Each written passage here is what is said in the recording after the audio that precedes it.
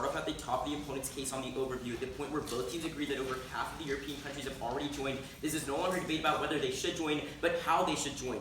That's really important because we tell you they should join as a bloc where they have group cooperating power, where they can negotiate together, where they have more influence over China. That's really important because they only give you two responses. The first is that their link goes through France and Germany. As long as they stay out, they are going to be good. They don't respond to the Merkel evidence, which says that right now they are in a tough space. Because they can no longer rely on the United States as we are becoming more isolationist, there is mounting pressure to cooperate with China. At that point, Germany is going to cave at some point or another. We say that it's going to happen. They're going to lose that link.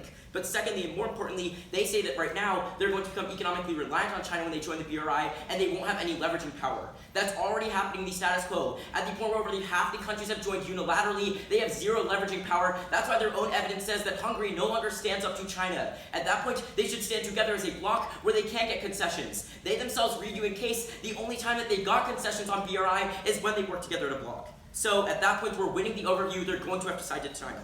In today's debate, let's look at their first link. They talk about predatory expansion being bad. Remember the two non-uniques that Daniel extends. One, they have security concerns in the region. That outweighs the cost. China's still going to expand. But secondly, and more importantly, they're less reliant on investors because they're simply cutting the cost of the projects there, so they need to borrow less from foreign institutions. Then, secondly, on reform, which they're probably going for, the main piece of offense they extend here is that France and Germany have good economies, they're less reliant, so they can push for reform. Remember their own Smith 19 evidence that says there's a spillover effect. These countries are going to join at some point. Angela Merkel herself, which they don't respond to, says that Germany is going to have to side with China at some point or another. They're going to lose that link.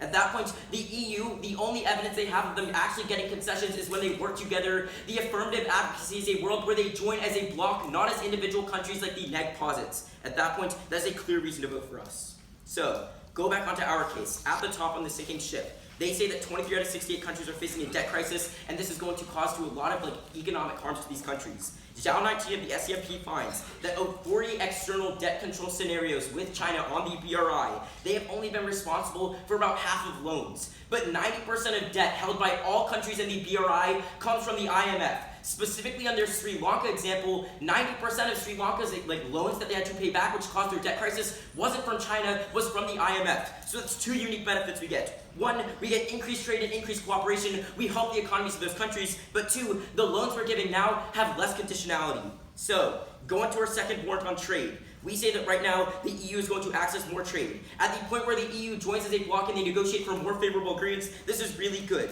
Because one, trade volumes increased by 2 times, which solves back for the economic crisis and slow growth. But two, now that their loans are comparatively cheaper, they don't have to worry about a growing debt crisis, they don't have to worry about a recession. At that point on time frame, we win. Because one, we grow their economies before the recession hits, but two, on solvency, we get the cooperation and the negotiations as a bloc, so now they can negotiate with China. They don't have to fall pressure because they're not getting picked off one by one, but rather working as a group of over 20 countries. That is the best way to solve back for the harms of the current status quo.